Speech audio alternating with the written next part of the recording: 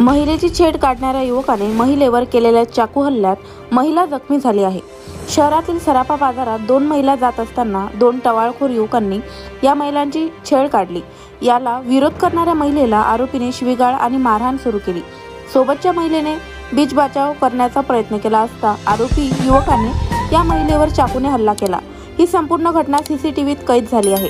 दिवसाढवळ्या घडलेल्या या घटनेमुळे येथील सराफा व्यापाऱ्यांमध्ये भीतीचे वातावरण निर्माण झाले आहे। चाकू हल्ल्यात जखमी झालेल्या महिलेला उपचारार्थ दाखल करण्यात आलं असून पोलीस फरार आरोपीचा शोध घेत आहेत।